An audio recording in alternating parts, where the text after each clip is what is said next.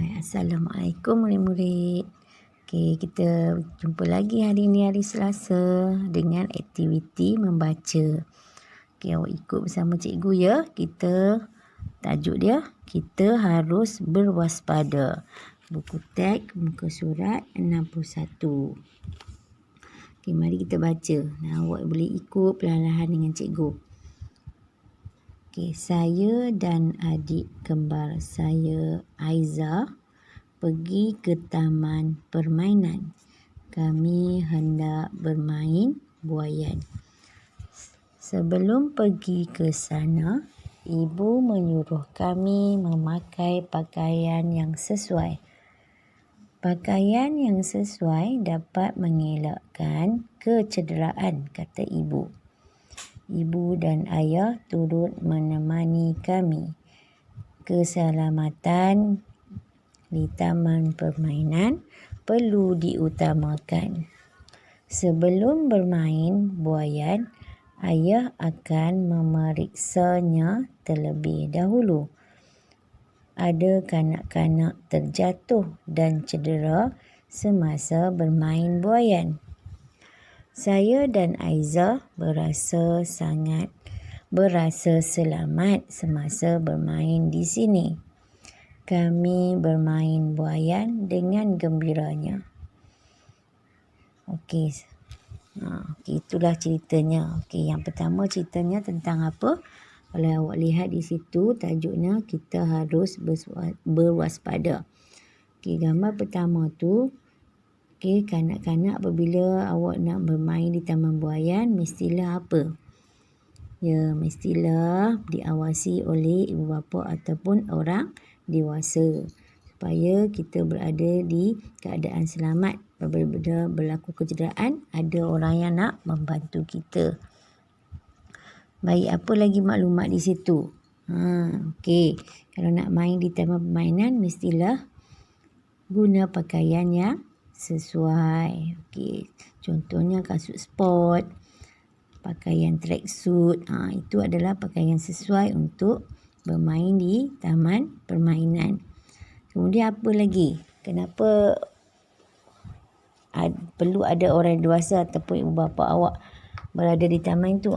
Sebelum nak main, kita mestilah apa? Ibu bapa ataupun orang dewasa kena cek dulu alat permainan tu selamat tak selamat. Macam buaian dalam gambar tu, dia ada berkarat ke ataupun ada yang rosak-rosak ke. Kita tak boleh nak takut terjatuh bila awak main. Okay, jadi keselamatan mesti diutamakan. Okay, kena test kalau berkarat yang teruk tu akan menjadi kita tak selamat lah. Takut awak main buaian tu, nanti terputus ke apa ke kan. Jadi kita kena ambil langkah berjaga-jaga sebelum kita nak membuat sesuatu. Okey. Baik, seterusnya mari kita lihat buku aktiviti jilid 1 muka surat 64. Okey, kita mulakan dengan aktiviti 2. Semalam 1 kan? Okey, kita baca dulu. Baca cerita, kemudian lengkapkan peta pokok. Sebelum ni kita dah buat banyak peta pokok tentang hari tu dekat buku teks tentang buah tembikai. Lepas tu kita buat tentang jenis-jenis sayur. Okey, hari ni kita lihat pula apa nak kita nak buat peta pokok di sini. Okey, kita baca ya. Dan awak ikut perlahan-lahan. Saya dan Aiza pergi ke komplek renang. Kami hendak berenang di kolam renang. Aiza, sebelum masuk ke dalam kolam, kamu mestilah memakai pakaian renang, kata Puan Halina. Ini pelampung. Gunakan pelampung semasa berenang supaya tidak lemas, kata Encik Razman. Ayah dan ibu mengawasi kami dari tebing kolam. Kami berasa selamat berada di sini. Selepas berenang di kolam, ayah menyuruh kami mandi di bilik air pula. Kemudian kami menukar pakaian. Dalam cerita petikan di atas tu adalah keluarga Aina dan Aiza. Apa nama ibu Aina dan Aiza tu? Ya, Puan Halina. Kemudian ayah dia bernama Encik Razman. Mereka hendak pergi ke mana tu? Ya, mereka hendak pergi ke komplek renang. Sebab mereka nak berenang. Okey. Kemudian, apakah pesanan yang dipesan oleh Puan Halina? Okey, kita kalau nak berenang mestilah pakai pakaian renang yang sesuai. Okey.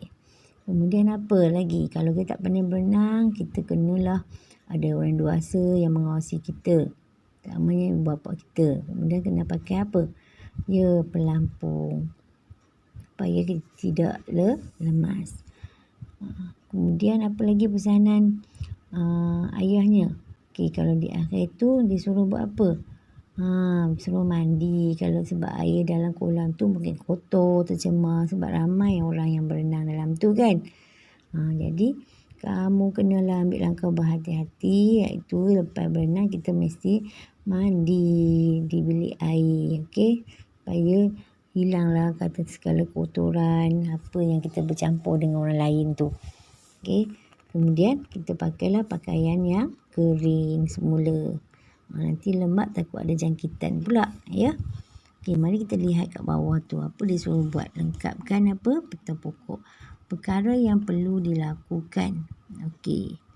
Tengok yang perkara yang dilakukan. Satu, dia kata sebelum berenang, semasa berenang, kemudian selepas berenang.